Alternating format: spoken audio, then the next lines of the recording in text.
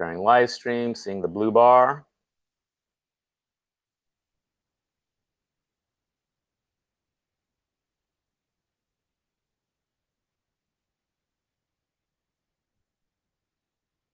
Sharing live stream, seeing the blue bar. Okay, here we go. Good morning, folks. Today is Wednesday, June 11th. I'm your host, rdizzle408. Before we begin, a few rules. We are all open to opinions shared on our show in a civil and polite manner. We want a fun chat where we learn from one another. Smack in the chat or on the show will get you muted, then removed, then banned. So please resist the urge to troll. Though we are unaffiliated with Mark Halperin's show Two-Way, what we do here is expand on the stories Mark covered and dig into what was missed. So I encourage everyone to check out Two-Way on YouTube and catch this morning's episode. It seems like the conversation was carrying on from things going on in Los Angeles. Were there any other hot topics? I do want to carry the momentum of Mark's show in, so I would like to jump in right there. If anyone would like to talk about what's going on in Los Angeles, I guess he had a guest on that said, wait, how did we get here in terms of the dual standard of so-called sanctuary cities, and then you have federal laws. And I don't want to speak for people around the world, but at least my spidey sense went up when people say in UK, they go, wait, you got Sharia courts and then our courts. So what is this double law business? Duke, with your hand up, and if you could remind the viewers where you're chiming in from, sir. Hey, I'm from North Carolina, and I'm just curious if anybody knows what kind of geographical area this riot is covering in Los Angeles. I heard somebody say it was just a couple of blocks. You depending on which news station you watch, it's anywhere from a 2-block area to the entire downtown area. I'm just curious if anybody knows how big this thing really is. I had a friend just text me from LA, and they're like, "There's no riot here. It's just a few blocks where these people are around the federal around these federal buildings and ICE facility." So I guess my impression is it's not really a riot, you know. Yeah, well, I mean, even let's take people back to even an event like January 6th, right? There's 4 sides of the building. And so you could be on the opposite side of the building, everything's peaceful, and the action is on the other side. LA is a very big city. Like we've heard, it's a few blocks, so you could totally not know, and the rest of LA is totally fine. Andre from New York? Yeah, I'm just going to keep repeating what I was putting in the chat earlier. As per the mayor's order last night, there was a curfew put in for 1 square mile in a city of 502 square miles.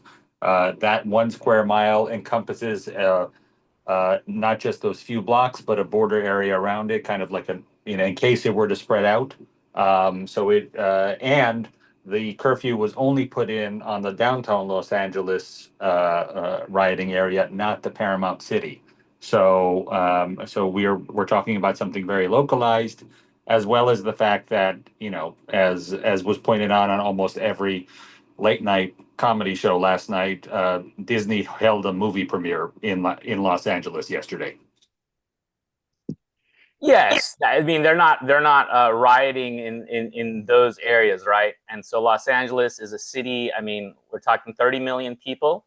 Andre, how long is this? What would you say was the start period of this situation? We're just working on a week's time. Only a couple of days prior to the order on Saturday that was given for the National Guard, we had, I think Thursday was the high point of the peaceful protest. And then I think by Thursday night of last week, we had what we generally refer to as the professional rioters, the masked Antifa types that go from city to city. And so those 80,000 plus who were walking the streets or gathering in the park on Thursday dispersed by the end of the day. And then it left to the people who were like to throw rocks on Thursday night. Some of those people continued agitating on Friday of last week. And then we had the National Guard order. And Andre, I believe Mark asked how people, or maybe it was the guest, about defining sanctuary city laws. How would you define them? How would you explain them? Yeah, sanctuary, we had a conversation last night. Sanctuary city laws came up out of a local response. So local city council, community board responses to or earlier immigration raids. And those are simply that those local municipalities, they started the started the community board level, but you build up to a citywide resolution and a law stating that you're not going to cooperate or do anything to help immigration raids, which generally means that you're not reporting if you arrest somebody, if that person, you're not checking if that person has violated his is here legally or not. You're not sending information to Washington's or their regional bureaus that you've apprehended somebody or you know somebody that is here without status. So it's not so much that any city is forming a blockade and blocking the federal government. It's simply a speed bump in the way that things are reported to the federal government. Yeah, thank you for that, Andre. And one last question for you: what is your opinion on these sanctuary city laws? If you want to change them, then change them. And there are some states that have statewide things like this. So if there's a plurality of people, we're talking about democracy here. I think if people, it's weird to have opinions about other states. I had a similar opinion to when outsiders were talking about prosecution of BLM rioters. I'm in full agreement that local municipalities get the right to define when people are able to go out on the street at night, etc. And so I had an opinion against people who supported BLM talking about other cities where they don't live. So much in the same way, I have an issue with people having an opinion of what local city government decides in Los Angeles about what they're going to do. I mean, I know it's a talking point to talk about sanctuary laws, but I guess in terms of the level of law coordination, you're saying it's up to the local jurisdictions to. No, I'm saying that I respect the fact that local laws were passed, and if we want to change in that, then at the very least, people in their local municipalities have the opportunity to vote for and against something like that. But if I'm not living in Los Angeles, that's not my job to tell them how they should be running their city. Okay, and then I think Mark's guest made the point that, well, then why shouldn't a Republican local city maybe pass like an open carry exception? I mean, that's how gun rights are expanded. Local municipalities or states pass laws that are beyond what is done in other parts of the country. People challenge that, usually from the federal government, and then gun rights are expanded. Okay, thank you for that, Andre. Claudio, oh, sorry, go ahead, Andre. No, I'm done. Okay, thank you. Claudio from Italy. Yeah, my opinion instead, I can say it's quasi the one that Andrew said, because for me the issue will be to see if the protest is organized on a federal level or on a local level. I explain what I mean. It's not the fact that is in that locality, it's the organization. For example, we saw that website, the guy No More Kings. If it was just a guy in Los Angeles, it will be okay. I will not intervene in a federal way. If it is someone that is saying from DC, hey, you in California, go in Los Angeles and does that, I think that will be more problematic in my opinion. And so I will act in a federal way for a federal organization of a protest if he goes on a violent way or he starts vandalizing. In general, regarding maybe it's too much the federal government, the problem is if it's too much that is just a curfew, the resolution to that, because in the French May we can simply say let the student protest until they are not violent, but once the violent happens, what you do? You act and saying, hey, no, it's mostly peaceful, it's okay, or you decide to send the police. If the police is not okay, you send the federal. And regarding the sanctuary city in general, I think if you go in a sanctuary, you go to have asylum, of course, like there was the sanctuary, a church at the time in the Middle Ages. But at the same time, I will use a sanctuary city also to legalize these people if it's possible, rather than to make him stay on a limbo position that once they go out from the sanctuary city, they can get deported. Ben, I don't know if it's a correct thing to say or not. Thank you for that, Claudia. Jen from Oklahoma. Well, I think initially sanctuary cities were established so that those who were illegal would not hesitate to actually assist law enforcement, like in the capture of drug dealers and predators and stuff like that, for fear that they would be deported just for, cooperating, or excuse me, for helping law enforcement actually convict criminals. I think it's, clearly gone to pretty much an extreme here. I don't believe that sanctuary cities are legal federally, that they are in conflict with federal laws. But that being said, I guess if a sanctuary city wants to be a sanctuary city, and put up with all the various challenges that come with that and pay the taxes that are going to happen to drive up all their costs, and they want to pay for it. I don't want my federal tax dollars to go to pay for all those people, and they are, and that's kind of a problem for me. I just wanted to say one other thing. Andre, I put something in the chat for you that you might be interested in, and I just wanted to make sure you see it. Thank you. Thank you for that, Jen. Professor Kenny? Yeah, good morning, everyone. I think this is hilarious, this whole thing. The idea that they're having a Disney premiere as if that just proves the point. Why are you having a curfew if you can have, I'm looking at this as a political thing, right? So why is Mayor Bass declaring a curfew, even if it's on, a block or two, when the city is supposedly thriving and there's no issues?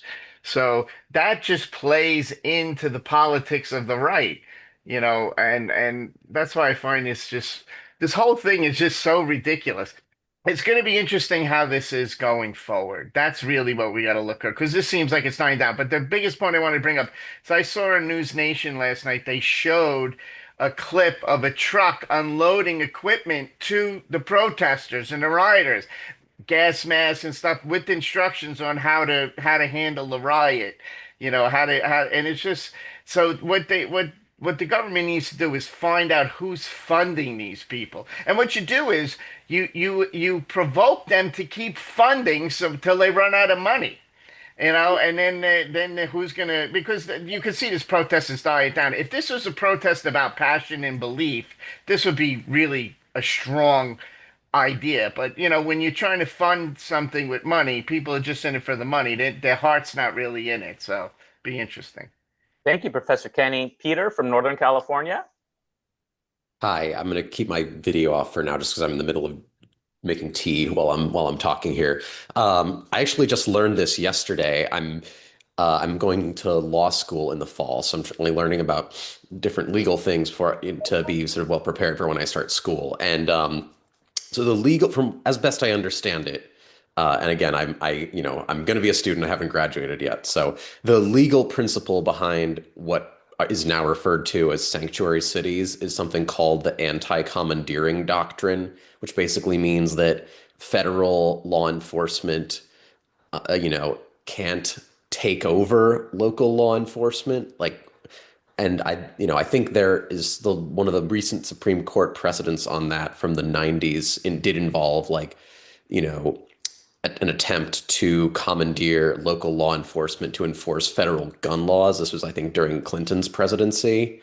So I do, it was the conservative justices who voted to uphold it, and the liberal justices who voted against it, ironically enough. So, I do think it's a legal, and there's other precedents on it. I do think it's legally sound. There's then the question of whether or not it's been abused as a matter of policy, which I would tend to agree with. And then in regards to what Professor Kenny said, I totally agree that there should be I very much hope that there is a thorough investigation of the NGOs that were involved, allegedly involved in stoking these, protests, riots, and hopefully gets to the bottom of it and people are held accountable.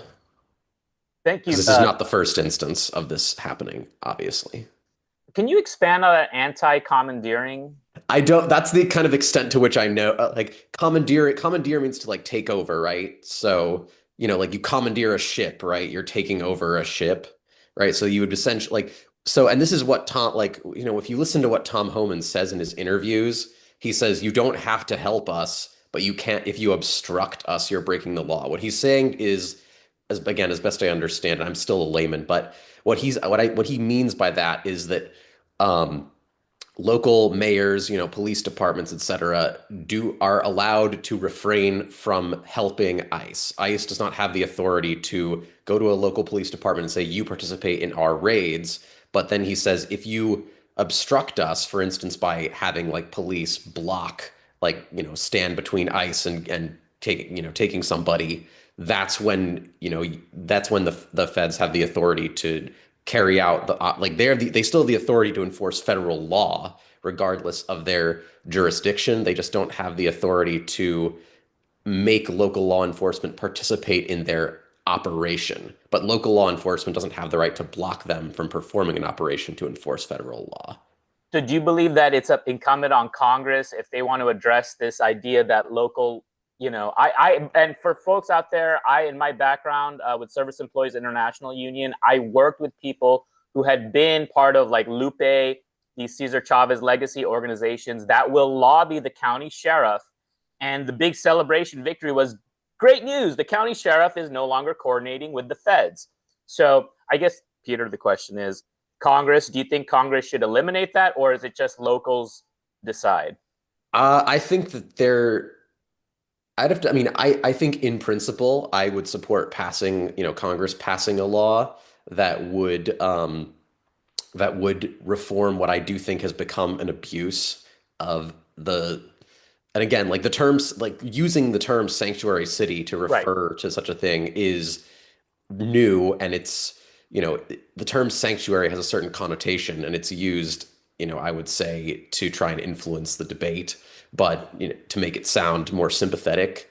But I mean, you would have to, I think there's legitimacy to the anti-commandeering idea. So it would have to be a well-crafted law. I'd have to see what it looked like. But in principle, yeah, I would support a law that would reform, I think, the abuse of the sanctuary city policies that we're seeing now. Okay, yeah, thank you for that. Thank you for that, Peter. And Professor Kenny?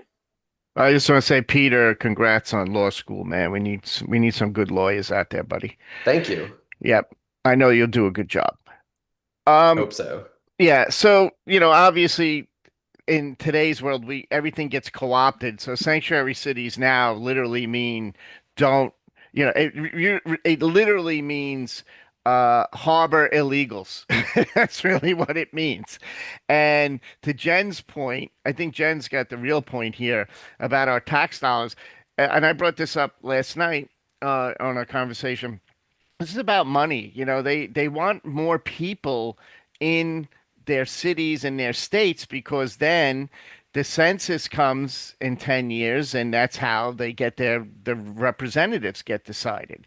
And that's why these sanctuary cities are sanctuary cities. But if you cut off funding and you allow them to, let the local municipalities get money, get local tax dollars to pay for that, and then see where they stand. I mean, I know New York, Adams had to do a 360 on that, and it wasn't because he was trying to get out of jail or whatever. His city was I'm a New Yorker. We were swallowed. Well, what's the 360? A lot of people out there on YouTube just did. Wait, what? Eric, expand on that. Eric Adams. Well, Eric Adams is Yeah, not a 360. I'm sorry, a 180. No, the 180. I didn't mean I'm it like sorry. that. No, Yeah, I just meant that they don't yeah, no, know. no, no. That was my fault. That No, was no, my no, no, no. fault. That's Thank all you, right. That's all Wesley. right. I saw Wesley put it in the chat. Yeah, a 180. Yes. Yeah. No, Adams was, he's a liberal Democrat, and but the sanctuary city stuff was already established when he became mayor, and he just had to deal with the buses dropping people off as he became mayor. And he was like, "Wait a minute, we can't handle this," and he was trying to, but he kept going to the federal government, to Biden, and going, "Give me more money. I need more money for this." And then when they wouldn't give him any money, he was like, "You know what? I'm out of here on this sanctuary city business because it's just killing our economy." Because it's the idea. Oh, we need these people to do work. These people come, they're not working. They don't even have a place to live. We got to put them in hotels, and we got to feed them, and we got to give them medical care. So it's just like, it's not a win for anybody. And Professor Kenny, the buses were from Abbott and DeSantis. It was from DeSantis Texas. and Abbott. Yeah, Abbott was the best. So Abbott was like, you want them, you got them. He had the Someone else? buses already ready. Did I cut someone off? Someone had a comment. They were chiming in. Yeah. Claudio from Italy.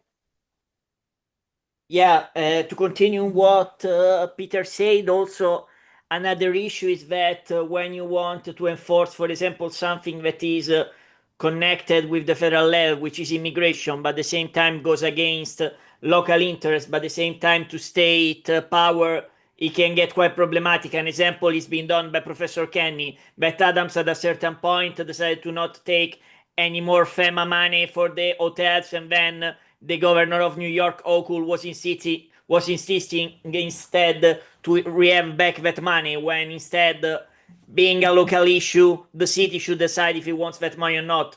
If instead to want the FEMA money, they want the money from ICE to take these people and sending back on the southern border is in the power of the city to do that. It's not something that should relate with the state, in my opinion, especially because the state, until we don't have a revolution that says cities can decide if they can deport people or put the people they want against the federal policy, they cannot do that, let's be honest. Thank you, Claudio. Peter? I think it's a great point that I think what Professor Kenny said is absolutely right. And I think, with regards to it being for, the census and, voting is a big thing. Like, I think, people have estimated that, like the count, like the illegals being counted in the census for a lot of these states results in them getting more electoral votes. It involves, like, it makes for more Democratic seats in the House of Representatives. I've seen at least one person estimate that if they weren't counted, then there would be something like 20 more Republican seats. And now there was a Supreme Court case that involving this in 2020. It actually, people say it was decided against Trump, which it was, in the sense that, like, Trump was not allowed to have the Census Bureau not include undocumented immigrants, but the court didn't actually rule on the merits of whether or not that was constitutional. So I hope that, although it did stop that policy from being implemented, I hope that in the future that does get revisited by the Supreme Court, because it is an abuse. Thank you, Peter. Thank you for that. Shamsul from Malaysia.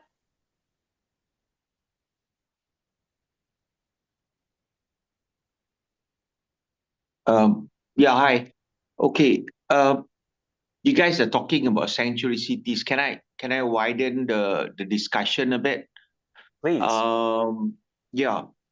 I remember if I'm not mistaken, I wonder whether it was during the Clinton years even. There were a lot of talk in the policy circles about how immigration is going to change the demographics with respect to the electorate in America, and that it will make it actually slight blue. And one of the incentives for increasing, especially Hispanic immigration, was to ensure that Democrats have majority.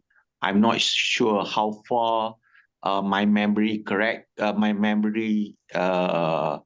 on this is, but it has stuck in my mind for quite a bit, because it actually quite mirror what also happens in Malaysia, where actually illegal immigrants were allowed in from southern Filipino into one of our states, and also Indonesians coming into our states. And the way they were made to be so-called citizens were actually, it was a big scandal, where people were issued identity cards for citizens so that they can vote. And that was a real political initiative that became a scandal. So when I look at what's happening in America, that's what comes to mind in terms of what they thought. Unfortunately, I think to a certain extent, the last election shows that it actually backfired on the Democrats, because the legal migrant doesn't want this illegal immigration to continue. But I think the Democrats are doubling down on their policies. And I think this whole issue and the LA riots and the sanctuary city issues is going to be slam dunk win for Trump and the Republicans. There's just no two-way I can see that being a winning issue whatsoever. So that's my comment. Shamsul, when did this happen in Malaysia? You said the Filipino, the migrants. Oh, that was probably 2 decades ago. That was they were really issuing out identity cards, because us citizens, we have identity cards that we carry around, that we use for voting, for banking, for all sorts of things that we must have. So what they were doing was issuing these so-called blue ICs to the migrants. And these migrants, mind you, I mean, they're coming for southern Philippines. So you can claim that, yeah, okay, they may be refugees from the Filipino insurgency down south in the Philippines. You can also claim that they are economic migrants. But fact of the matter is, nobody wants illegal immigration. You go through proper immigration in order to get legalized. So that's something that it boggles my mind that people even consider, calling them undocumented or whatever. An illegal migrant is an illegal migrant. Yes, thank you for that, Shamsul. And it is unfortunate that the heartstrings of folks get tugged on, that think that there's some, these people are huddling in the masses, but it would really elevate the consciousness of the entire planet if we just apply the golden rule. And I don't care if you live in a village, in a hut, no one just walks into your home, right? Yeah. They are invited in, and so on and so forth. So this idea that you can just walk in anywhere, and if we extrapolate from the home, the village, the town, the nation, right? And once we start treating each other equally, then things will normalize. Let me bring in Peter from Northern California. That's a great point.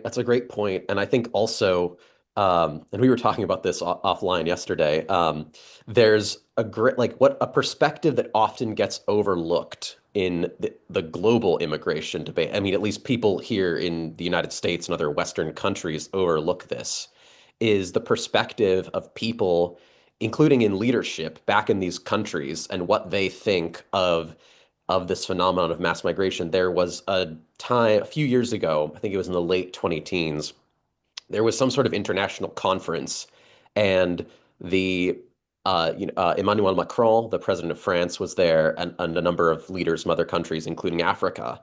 And France has had a lot of migration into it from Northern Africa and other places. But the president of Ghana was there, and he called out Macron for the fact that he was having this open border, pro-migration policy, and while presenting himself as this like humane, international leader. And the president of Ghana's point was, you are not helping us when you do this. You are taking people away by promoting this policy. You are taking people away from us. You are preventing us from building up and improving things in our own country. And we don't like that you're doing this. So I think that's a very interesting, perspective that people often don't take into account.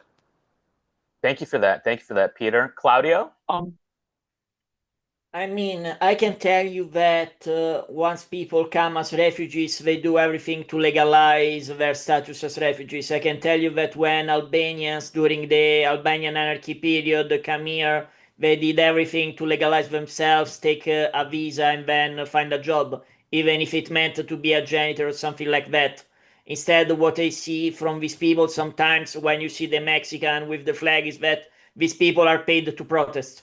They are professional protesters, or they are people that are doing that and they are making not a favor to the illegal that for real try to legalize themselves have never been capable for various reasons, and mostly of the reason when as people say, are federal. Because if there was a law that will find their employers, that will constrain these employers to make these people legal, and they don't want to pay the money for that, I'm sorry, if you don't want to follow the law and you don't want to pay fine or want to pay a VAT, or you go to jail or you close shop. Let's be honest, if you're not capable to live respecting the law fully, you don't create sanctuary cities or that kind of stuff.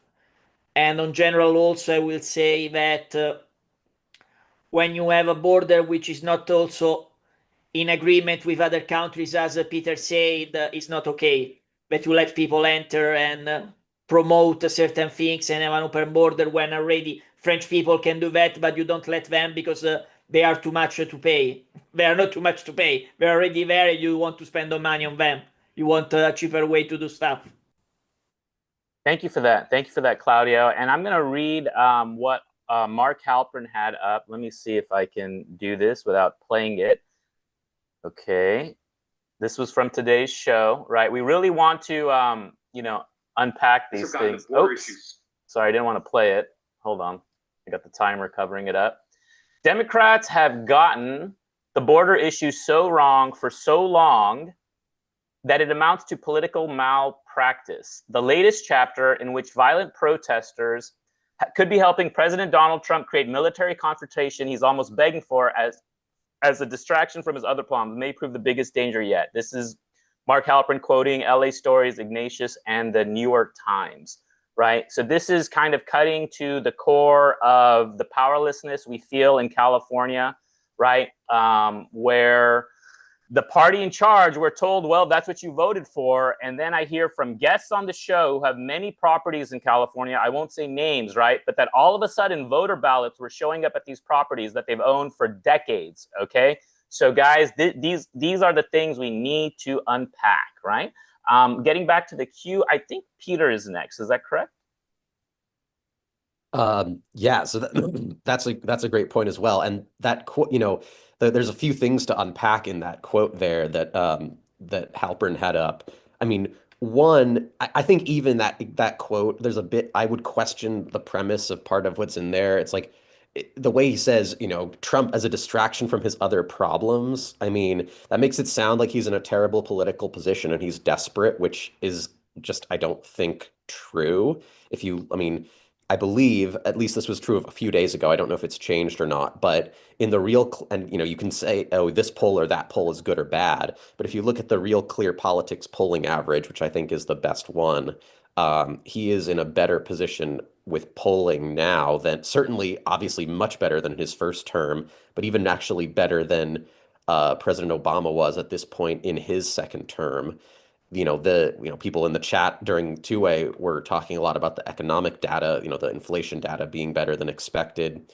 But I do think like it was not up until this point, it wasn't a mistake to, like, from the Democrats' perspective, to be pursuing this. It was deliberate. There was an assumption that, and I think it was ideological too, because, there's an assumption sometimes that, it's not like they had a meeting and were like, oh, we know this is wrong, but we're going to do it anyways because we're going to benefit. I think it was and is more, it's an ideological investment in the open borders idea. And then, okay, we'll do the right thing, but we'll benefit from it. There was a book written in the 2000s called The Emerging Democratic Majority by Rui Teixeira, which basically laid out what has been the Democratic theory of the case for how national politics is going to go until basically this election, which basically the thesis of that book is, as the United States is getting less white and more Hispanic.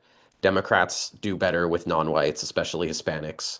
Therefore, and people can quibble about whether or not Hispanic is a race, but less non-Hispanic white, let's say that.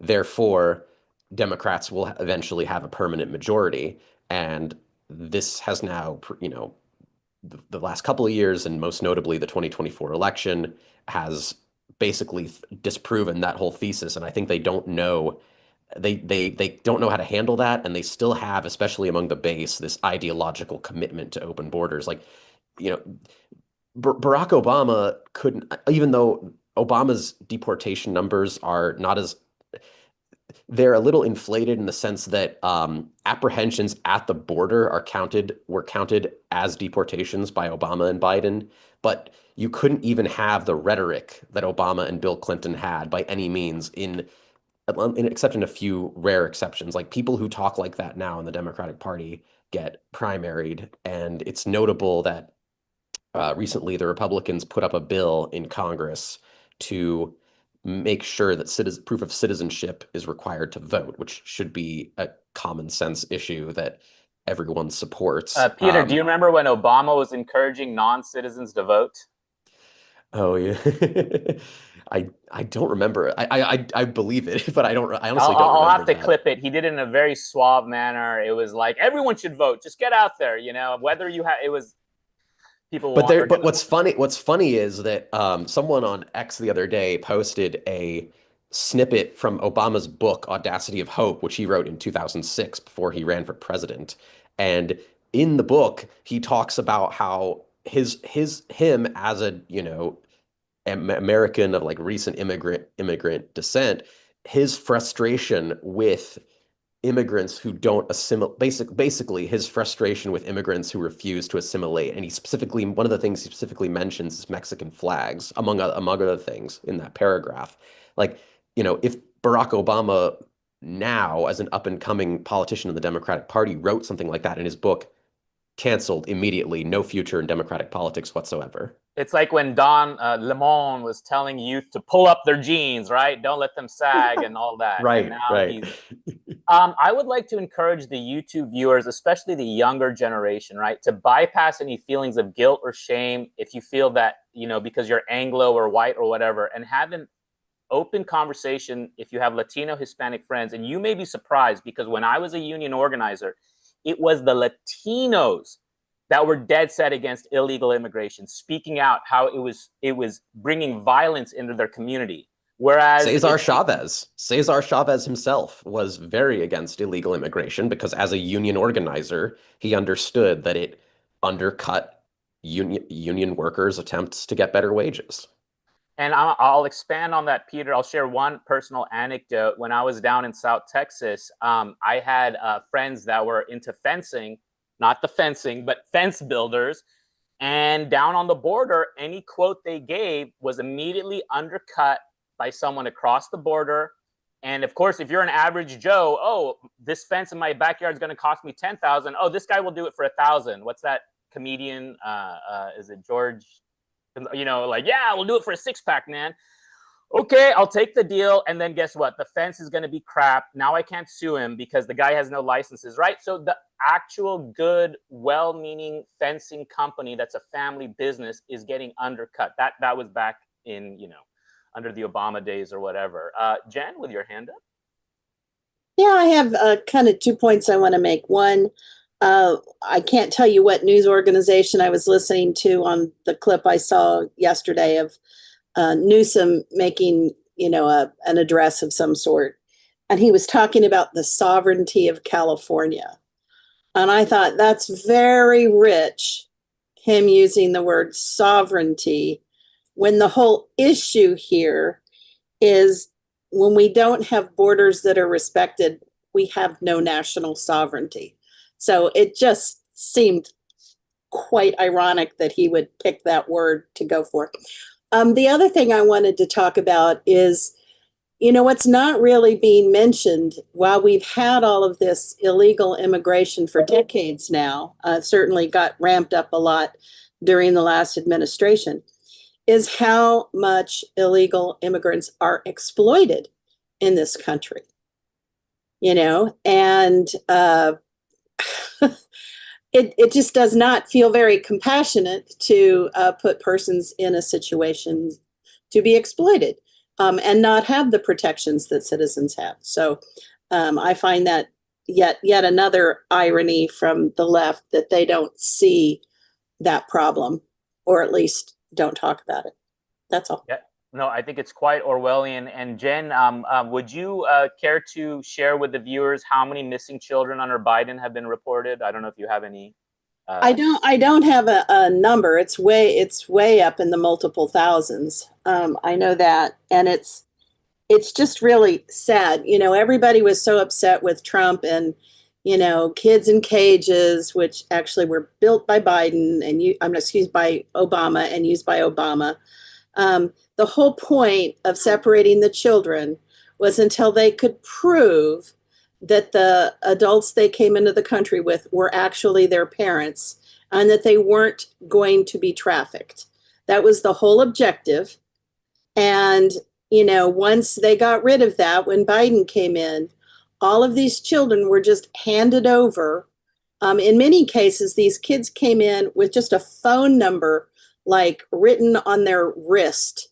And social services called that number, and some adult with no proof that they had any relationship to the child just came and picked up the child. And there was no further follow-up as to what happened to that child. So it was just horrific. No due diligence there to protect these children. And it's outrageous. It's absolutely outrageous. Yes, and I would like to share with the viewers that number, thousands of missing children, may be high as I've heard 100,000, 200,000. No one really knows because, like Jen said, anyone can show up and pick up these children. So in essence, we had HIAS, Hebrew International Aid Society, white vans with the Star of David, being part of the trafficking from Venezuela. That was the port of entry, right, through the Darien Gap, working its way up. And then essentially our Border Patrol acting as these facilitators of these traffickers. The other term I heard from Oscar Blue on YouTube, he's a primary source, he went through the Darien Gap, is the term recycle baby. And I said, what does that mean? And it means that you use the kid to get across the border, okay? And then you smuggle the kid back south. And some kids, this happens 5, 10, 15, who knows how many times. And you can imagine the horrors going on. Again, silence from the mainstream media on that. And everything we're talking about, sanctuaries or not, this is Orwellian, right? These words are so Orwellian because there is no sanctuary for us actual citizens, not on our trails, covered by homeless tents, not with crazy bums walking at you and nothing you can do, right? Call 911 and tell them that you see a crazy person. Well, have you been assaulted? I think they're about to commit it. No. You're going to get laughed at by 911. Happened to me. Claudio from Italy. Yeah, regarding in general this issue, I think one of the biggest issue in general correlated with the one Peter mentioned is that now that we have all this technology and other stuff, it would be easy to do a verification for a migrant to go in a city. There was this candidate, Zoltan Isvan, that was in favor of that initiative, They Verify, the ones that you put all the biometrics or your data to make possible that even if you are not still a legal citizen, you can be verified once you enter the border.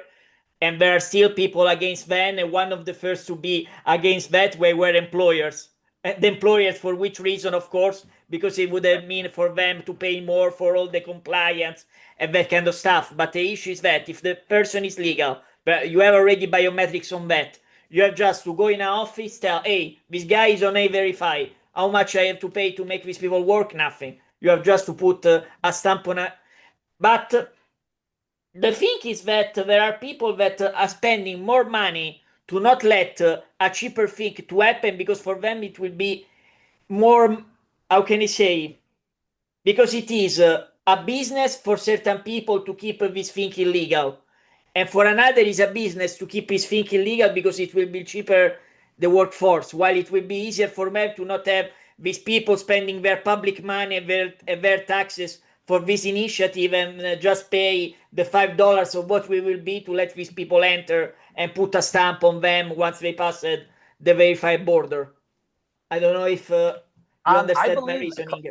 Claudio, if I'm not mistaken, I saw a documentary not too long ago about Italy importing, I think, African labor, and it was about tomatoes. It was a fascinating documentary Yes. because there was this country in Africa that could grow its own tomatoes, but it was this thing where their labor was going to Italy, and then European Union was like undercutting the price of tomatoes.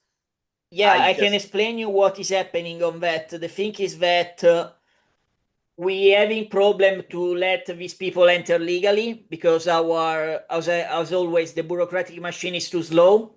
Now, thanks to God, we have been able to change the decree that said that thing in Italian is called Decreto Flussi, the flux districts, the flow of the people that enter. And now slowly we are resolving this thing because they can enter legally. Before they were entering illegally also because the mafia and the connected things in the various regions, they were doing this human trafficking, because let's call it for what it is. It's human trafficking, like the ones they do sometimes on this illegal, once they backpack the drugs. They go there, they live on the other side of the fence, and even if they are arrested, they did their job, and they are paid once they go back in Mexico. Some people, they didn't want to come there, but just arrive, and then if they moved out, job done, bye. Thank you, Claudio. Peter? I think Jen made some really great points, and it made me think of, about exploit.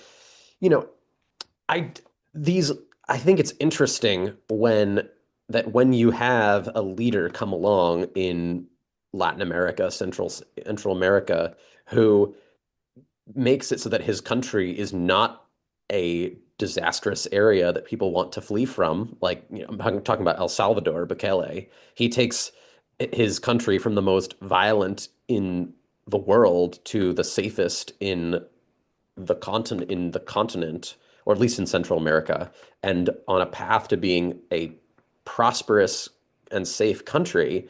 And, all of a sudden, the NGO quote unquote human rights industrial complex and their voices in the media who parrot whatever they say, that he's a dictator, even though he has something like 90% popular support.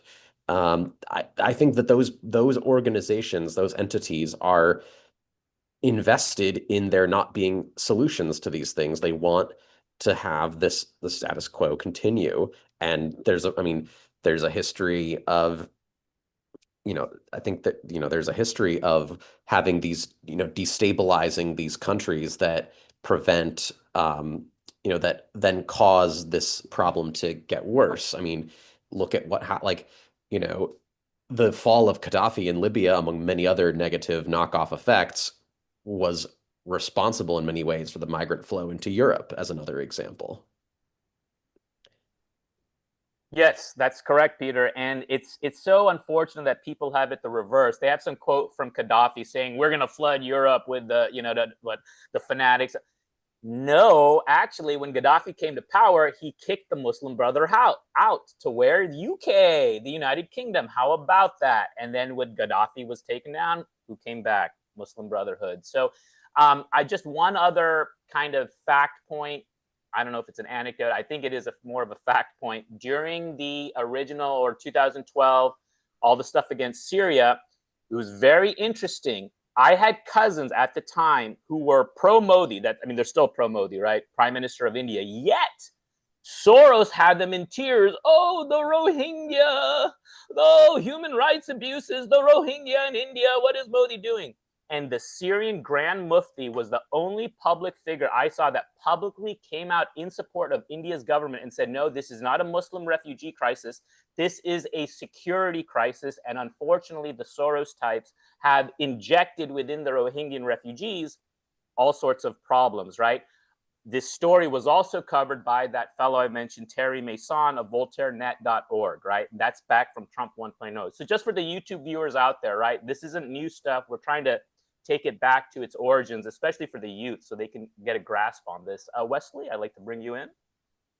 Yeah, I was just going to say that, you know, in order for our country to remain united and to be United States, there has to be common shared values. So if a state like California or even a city like Boston or LA decides to allow unvetted illegals to live there as residents, it's breaking apart the social fabric in a way. You're allowing a lawlessness that someone else doesn't want to be part and parcel of their society, right?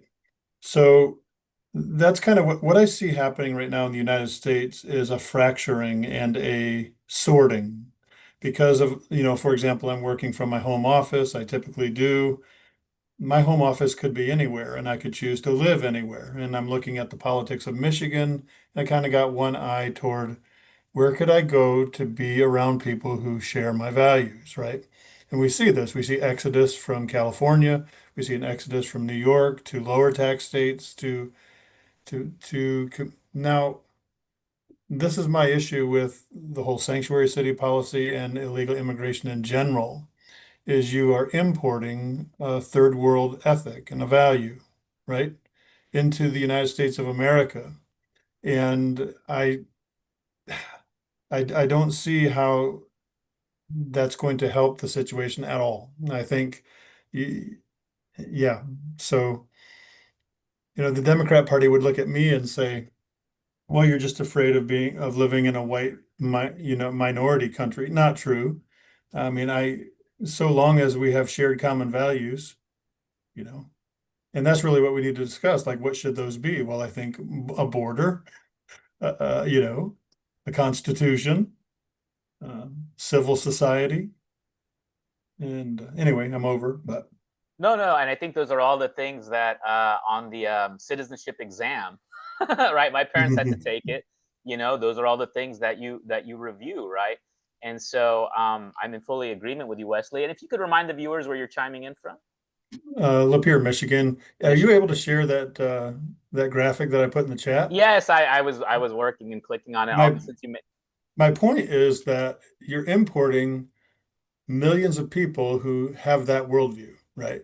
That look at California, look at parts of Texas and say, you know, I should have never been part of the United States, right? And again, that just heightens opportunities for social unrest. Yes, anytime, I mean, folks keep perpetuating an idea of let's go back to the previous map, then we're never going to be moving forward. Andre from New York. Hey, y'all. Yeah, let me just talk about what Wesley just said.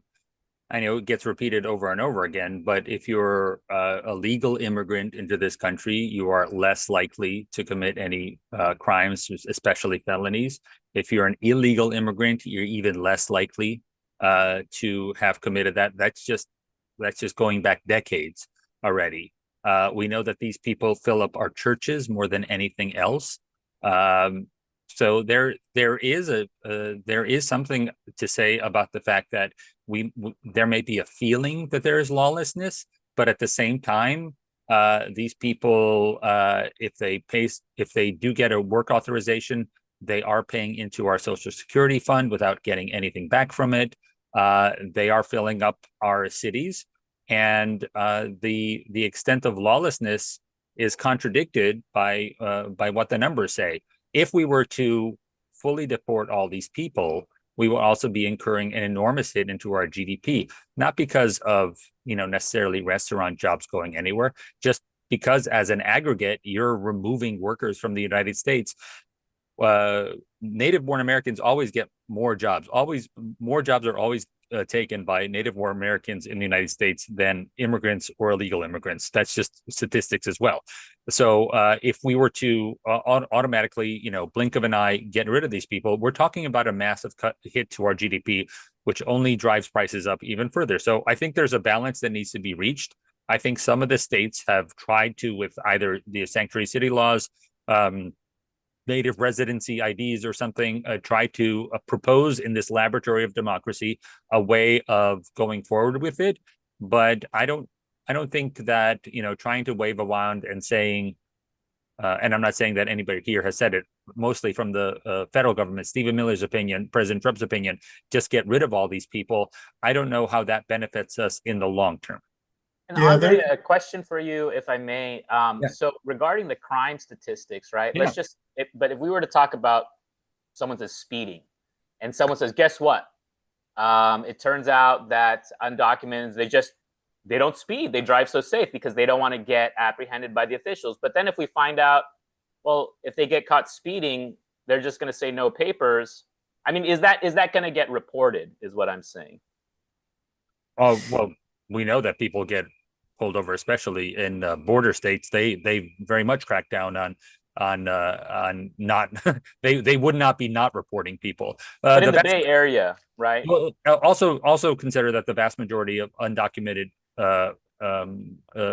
people here in this country illegal in one way or another. So they may have crossed illegally, but half of those people are people who overstayed their visas. Many of those people are concentrated in northeastern states. They have for decades: New York, Massachusetts, New Jersey, parts of Pennsylvania. The vast majority, the highest number, has been traditionally in Florida by an order of magnitude from other states. California actually has experienced vast decreases of illegal populations over the years simply because of the economy. So if there is a net exflow of people going to other places because of jobs, undocumented people do the same thing. They just follow where the jobs are. Okay. All right. Thank you for that, Andre. Shamsul from Malaysia. I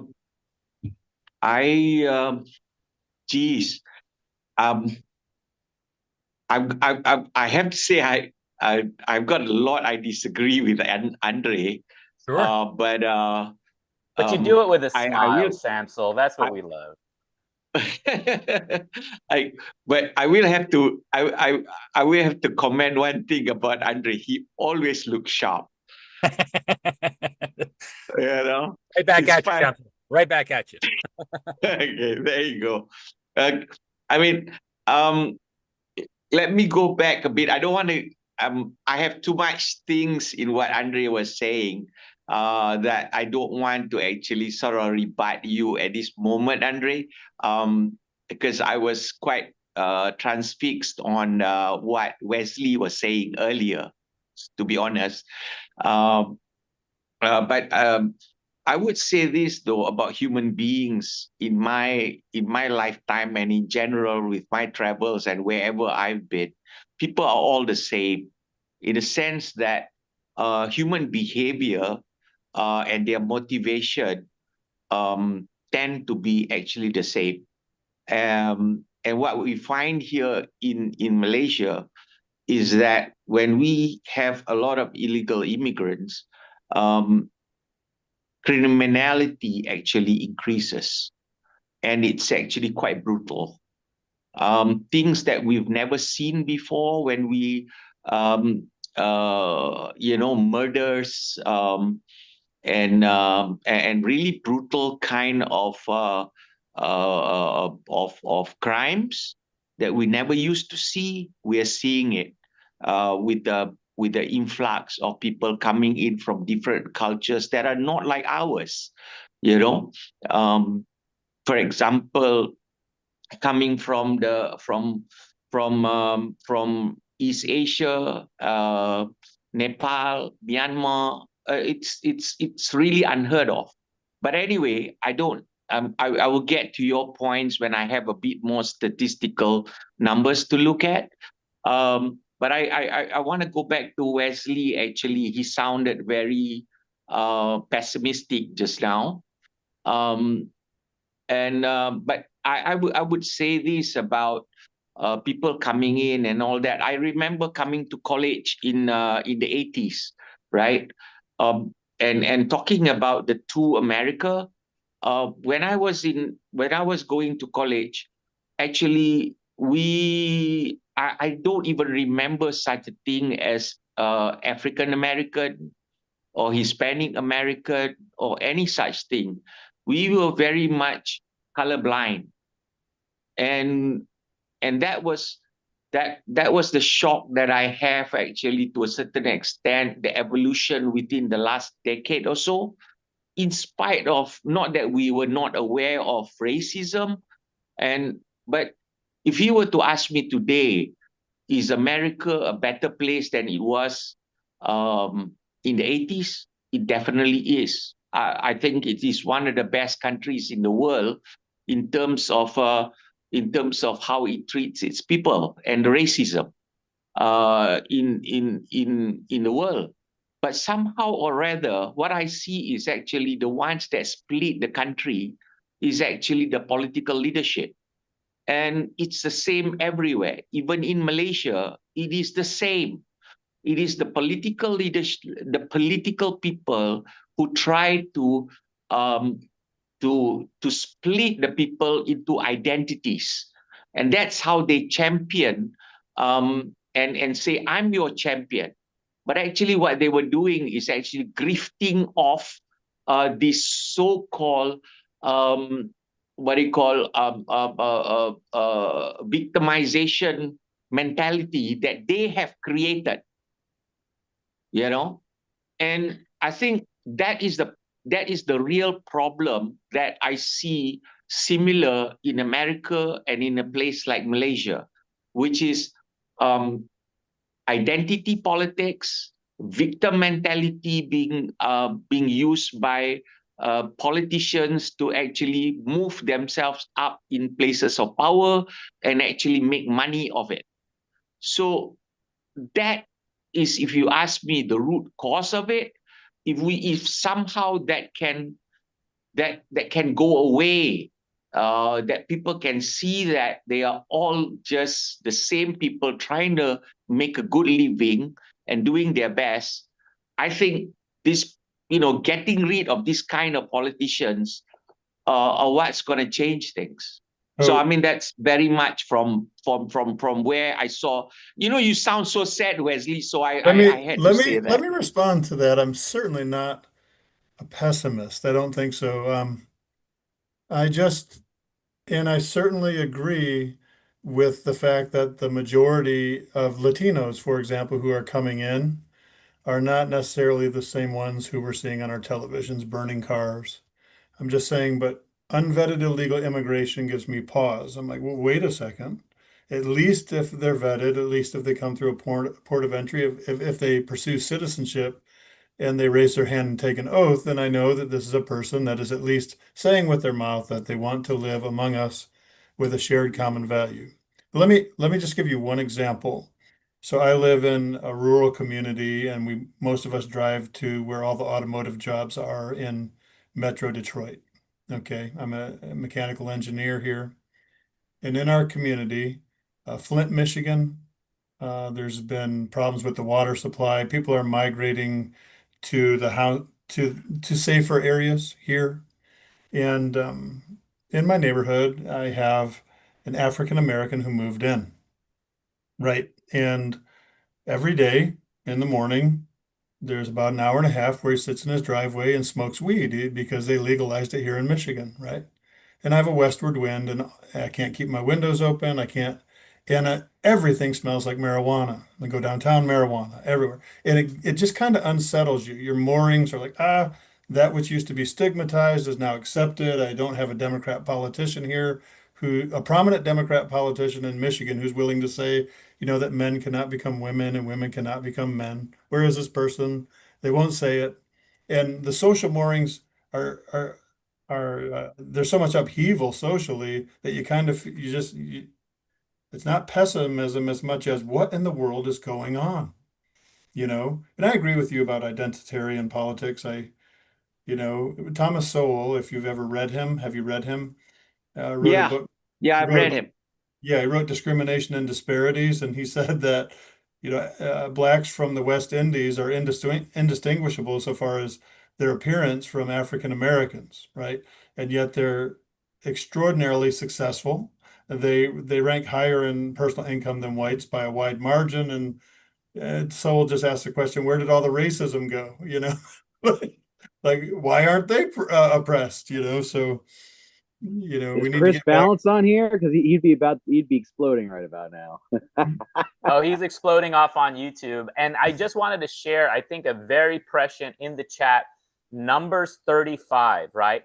I once saw a documentary on the lost tribes of Israel, and I swear it was a well-meaning fellow, of Jewish background, and he was talking to a group of people. It could have been Seinfeld's, it could have been Seinfeld's parents and George's parents.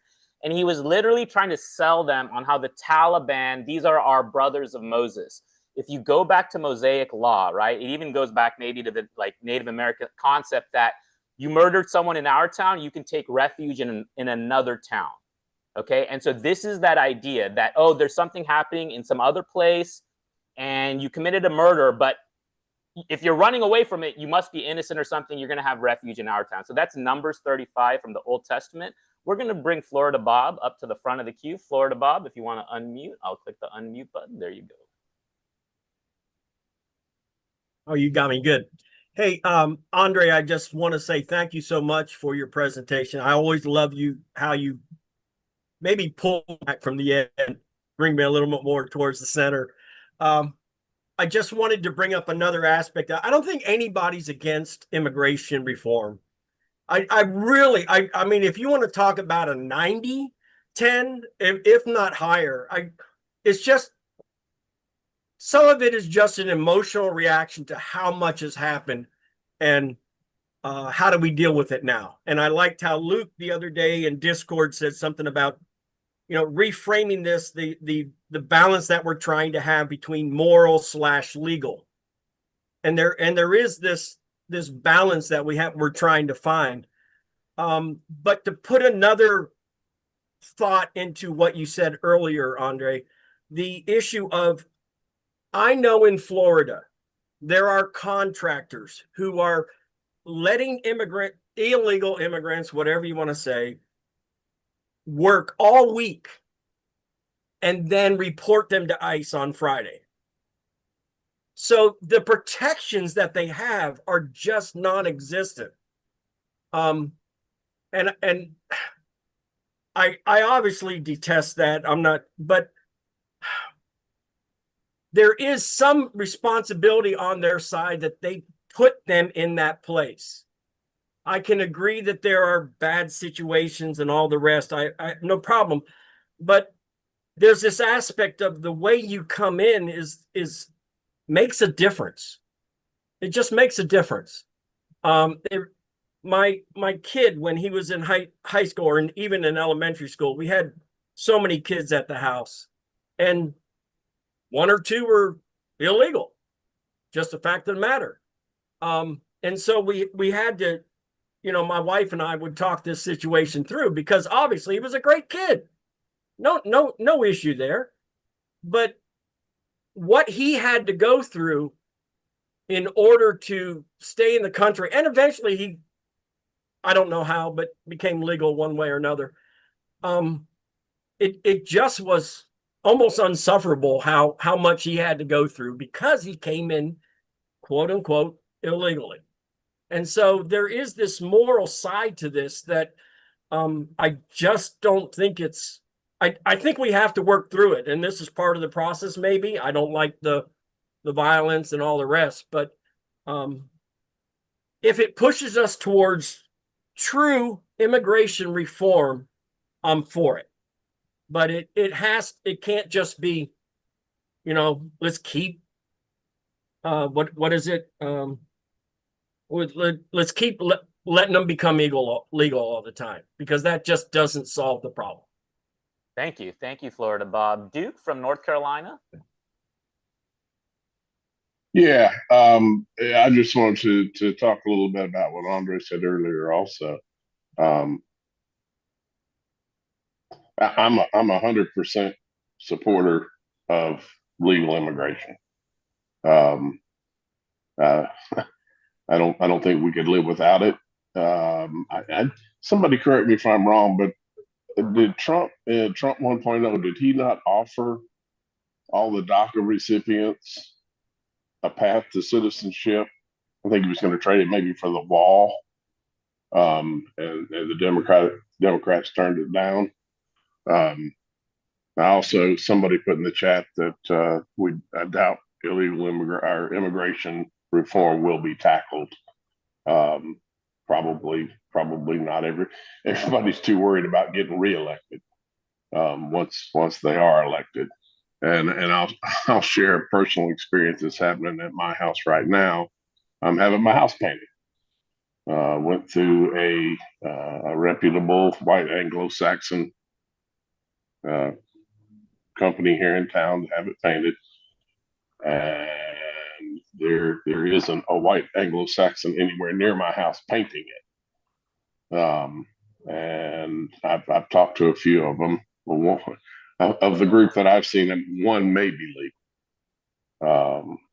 But you're right, we can't live without them. I don't know what to do with them. And Jen put in the comment, I think also the problem is we're clogged right now, and we truly are.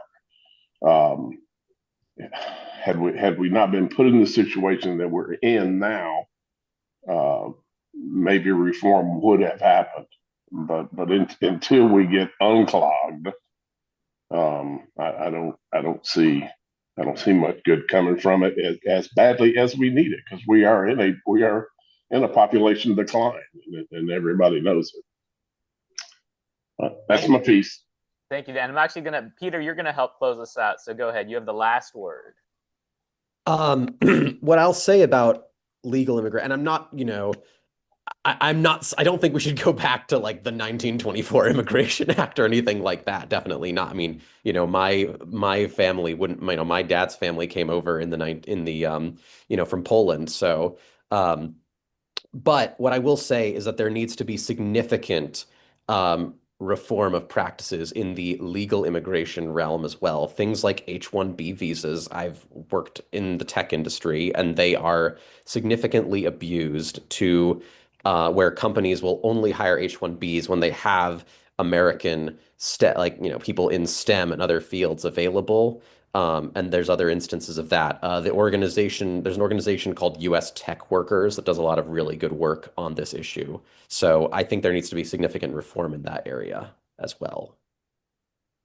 Thank you, Peter. And before we close out, there is Bill 2010 on the table. It's on our show. It's not in DC, but 2010 standing for 2,000 miles, finish the wall, along with Aaron's whole DMZ and drones or whatever, for 10 million visas. I don't know if they're amnesty visas, working visas, but that's what we're toying around with here. We'll get into that more on a future show. And just for one more bonus, Andre, because we love that tie, go ahead and you're going to close us out. You're the closer. No. Okay, he's all right. He's giving me the hand wave. Let me open up the video share, folks. This is how we do it on YouTube/Zoom. Okay, and if you guys like what you see on YouTube, you can still hang out with us off live and test us out. Here we go. Sorry if we cut anyone off, but that's a wrap. Remember, you can catch us live Monday through Friday from 10 a.m. to 11 a.m. Eastern. It's your chance to join the conversation and have your voice heard. Just check the link in the description or visit americastalk.show. Together, through the free exchange of ideas, we can truly make America great again. Don't miss out. Tune in and be part of the dialogue.